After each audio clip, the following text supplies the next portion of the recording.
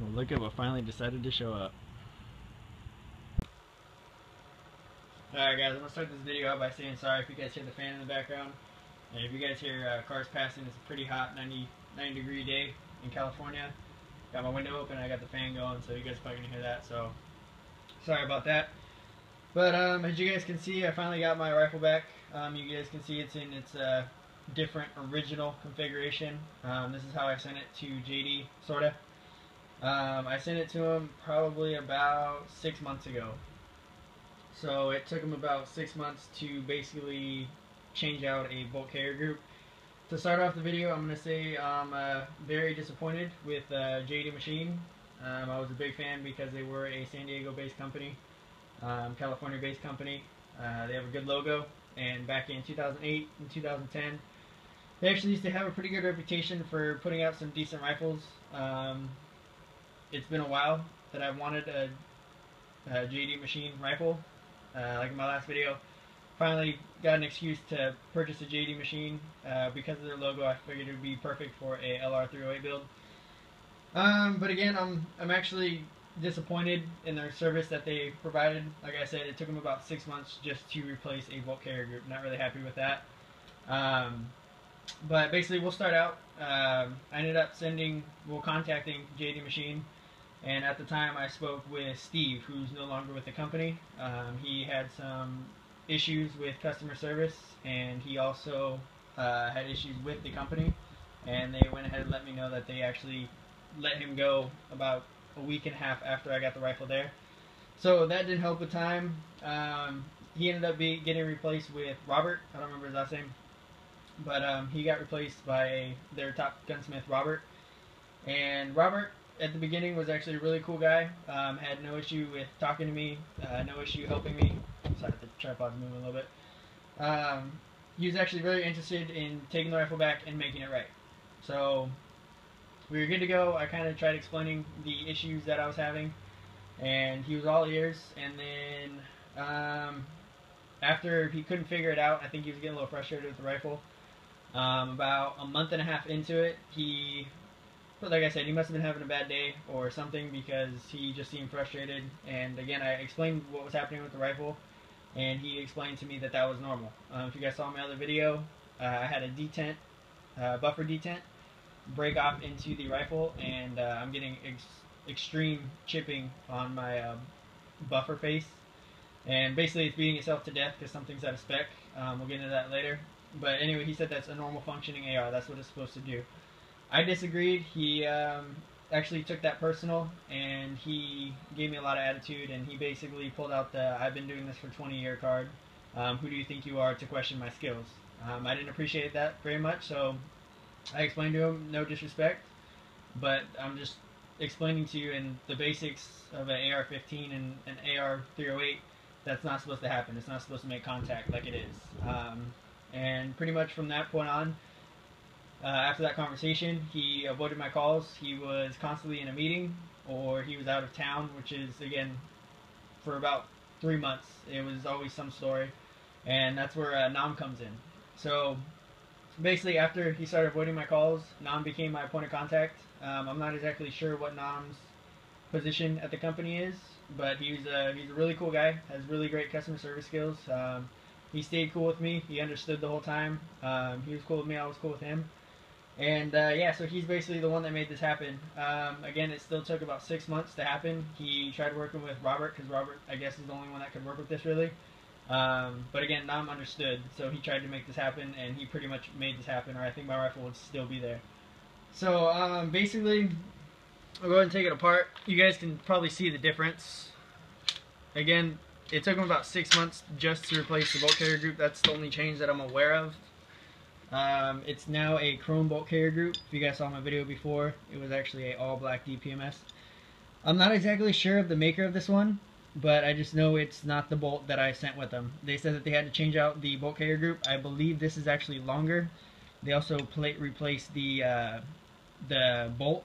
They shot a few rounds from it to test it, but they said they replaced the bolt to go ahead and match with the head spacing, and they also replaced the bolt carrier group. Again, as you can see, it's a completely different color. Honestly, I'm actually not really happy that this is chrome. I was kind of liking the all black look.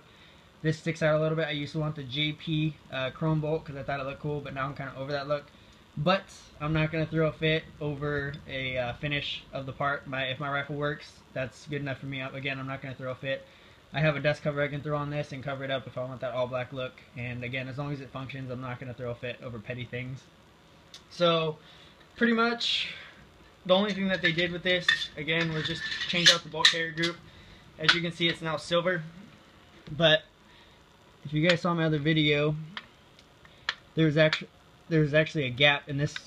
The butt of the bolt carrier group never made contact with the buffer.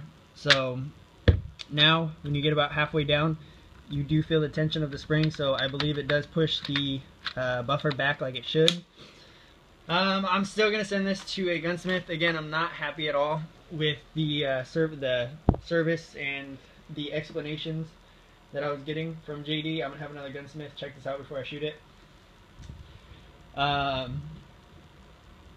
and then the other thing too is I'm also going to check it out myself. Again, I don't trust their gunsmithing from the explanations that I was getting. When I first sent it over to him, again, he tried explaining to me that my rifle was fine, there's nothing wrong with it.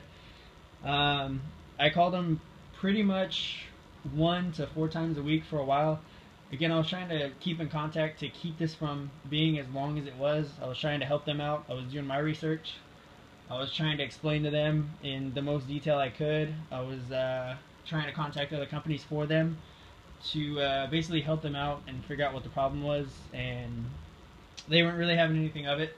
So basically what they started out with was their original basically finger pointing, was because that's basically what they did for the first like 4 or 5 months. I'll say about 3 or 4 months. The first thing that they did was they pointed fingers at me having a soft buffer face. Never heard of that before.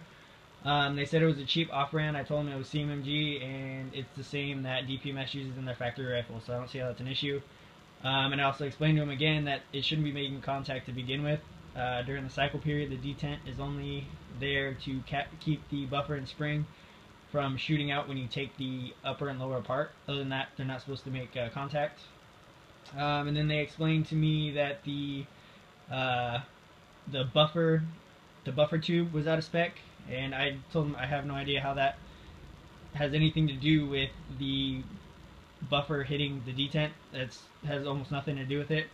And then they wanted to, basically they told me that it was the barrel, and I said that's actually something that it could be. So that's what I originally believed, but I was told to send the rifle to them first, to JD first, before I sent it to Mega to get the barrel replaced, because JD was the main receivers and pretty much do process of elimination. So my original goal was to send it out to JD, get the green light that the receivers weren't the issue, and then send it out to Mega. But again, JD kind of dropped the ball. They pretty much, like I said, it took them 6 months to change out a bolt carrier group and even figure that out. But they ended up, just like I said, they ended up pointing at everything on the rifle except for saying that the receivers weren't out of spec, which I believed. But he told me, and he even promised me, that he has the spec sheets and he has the skill to measure every single part on the LR308 platform, and basically with a ton of confidence told me he'll figure out whatever it is, he'll figure it out. So that's, I told him, go for it, whatever it is, you tell me, and I'll have the company that's out of spec make it right. And again, he just took it personal once he started pointing fingers, and I kind of told him that's not what the issue is. What I believe the issue still is the barrels out of spec. I know there's a couple guys that have been shooting these LR308 mega barrels, and they have been having some head spacing issues. They've had somewhat similar issues to mine. The barrel extension on the barrel seems to be a little bit out of spec, so I believe that's what the actual issue is. But again, JD couldn't even figure that out. What they did was they found a bolt and bolt carrier group that made up for that gap. Again, well, I'm going to send it to another gunsmith to get checked out before I call this good. But again, just overall, I'm not really happy at all with JD's customer service and stuff like that. I wouldn't recommend JD to anybody, but I wouldn't not recommend him. It's just, I've had a really bad experience. I can't speak that this is what their company's all about. Maybe it was just bad timing. maybe it was just a bad rifle. Again, I'm not going to bash him, but at the same time, I can't support him.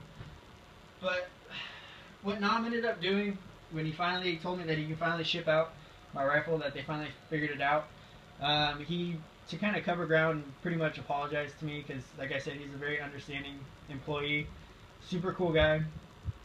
He basically saved face for JD, so they kind of owe him. Basically, he right before he sent it out, he said, "Hey, what size shirt do you wear?" And I told him a large. And he said, "You know what? Like, I'm sorry that it's taken this long. I'm sorry it's been this big of a headache." And he ended up sending me 2 JD machine shirts, which is actually really cool. It's kind of a nice little apology from JD on his behalf. Again, Nam, if you're watching this, I really appreciate it, bro. So there's the shirts. They're actually pretty cool. I actually wore one of them today. I'm not all about the free stuff. I just wanted my rifle back. But again, it's a token of appreciation. I see it as a sorry, and I think it's really cool that Nam went ahead and did that for me. But yeah, that's going to be the rifle update. So again, it took him 6 months to basically just change out a bolt carrier group and call it good.